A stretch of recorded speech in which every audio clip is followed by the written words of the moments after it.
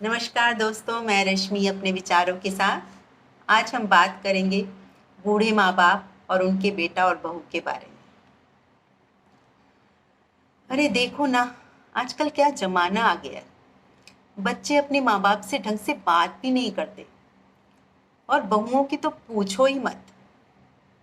सही कह रही हूँ ना दोस्तों? ये घर घर की कहानी है।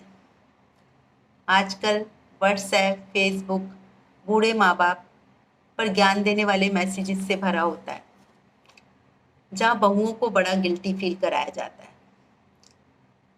वैसे तो हम कहते हैं कि ताली एक हाथ से नहीं बजती, लेकिन जब बूढ़े माँ बाप या सास ससुर का मामला आता है तो हमेशा बहुओं को ही क्यों दोष दिया जाता है?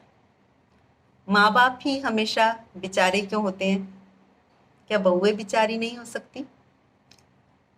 जबकि सत्य तो ये है, न सारे बेटा बहू बुरे हैं और न सारे माँ बाप अच्छे। तो किसी एक को गलत या सही कहना ठीक नहीं है। तो फिर सही क्या है?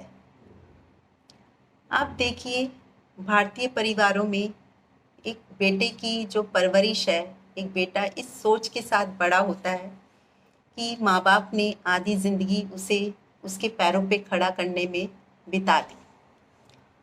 और कई माँ बाप तो सारे समय अपने बच्चों के सामने यही अलाप करते रहते हैं कि देखो, हमने तुम लोगों के लिए क्या क्या सेक्रीफाइसेस किए हैं। तो इस तरह के इमोशनली ब्लैकमेल से बेटा कुछ सोच ही नहीं पाता। वो समझ जाता है कि बस अब उसे अपने माँ बाप की जिम्मेदारी निभानी है, उसे ही माँ बाप के बारे में अब सोचना है। तो इसलिए माँ बाप उसे अपनी प्रॉपर्टी समझते हैं, उसे अपनी तरह कंट्रोल करते हैं और उससे सारी अपनी एक्सपेक्टेशंस पूरी कराते हैं। और सही भी है कुछ हद तक। और ये तब तक सही चलता रहता है जब तक उसकी शादी नहीं होती। पर जैसे ही शादी होती है, बहू आ जाती है। अब ये माँ बाप बेटे की तरह बहू को भी अपनी प्रॉपर्टी समझने लगते हैं, उस पर भी पूरा हक जमाते हैं, उसे भी अपनी तरह कंट्रोल करते हैं और शुरू से ही सारी घर की रिस्पॉन्सिबिलिटीज़ उस पर सौंप देते हैं। अब आप ही कुछ सोचिए, एक नई नवेली दुल्हन जो एक नए घर में आई है, उसके भी कोई सपने होंगे, अरमान होंगे। आपको उसके सपने और अरमानों से कोई मतलब नहीं है। अब खुद आप ये सोचिए कि जब आप उसकी ज़रूरतों का ध्यान नहीं रख रहे, तो आप उससे कैसे एक्सपेक्ट कर रहे हैं कि वो आपकी एक्सपेक्टेशंस पूरी करेगी?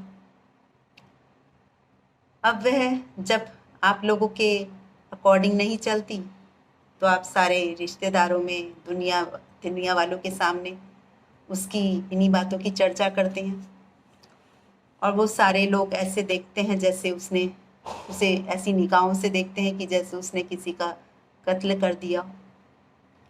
अब बताइए, किसकी गलती है? क्या इन सब हरकतों के बाद वह आपको वो इज्जत दे पाएगी, सम्मान दे पाएगी और या आपसे अटैच हो पाएगी? वह शुरू से ही आपको नापसंद करने लगेगी और शुरू से ही वह आपसे दूर हो जाएगी, क्योंकि रस्सी को हम जितना खींचते हैं तो वो रस्सी धीरे धीरे फिर टूट ही जाती है।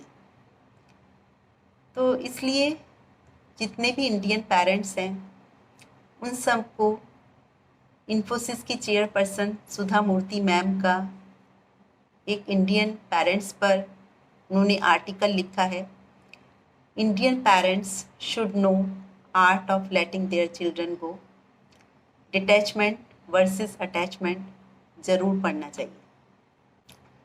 उसमें उन्होंने बताया कि हमें अपने बच्चों से, मतलब बच्चे मतलब बेटा बहू कोई भी हो सकता है, उससे डिटैच रहते हुए हमें कैसे अटैच रहना है।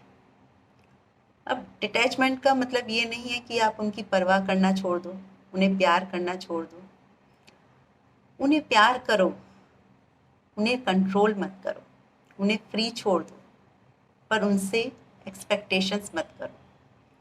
क्योंकि जब आप उन्हें फ्री छोड़ेंगे तो वो खुल के अपनी लाइफ जी पाएंगे और वह आपसे डरेंगे नहीं और खुल के आपको सब अपनी प्रॉब्लम्स बता पाएंगे और हर बात में वो आपको शामिल करेंगे।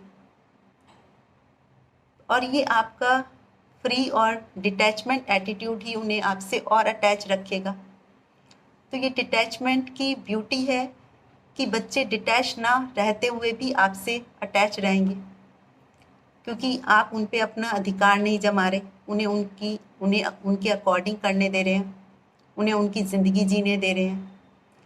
तो वे आपको दिल से, सच में आपको दिल से सम्मान करेंगे, इज्जत करेंगे, प्यार करेंगे और कभी आपसे दूर नहीं जाएंगे। तो आप एक बार करके तो देखिए। धन्यवाद।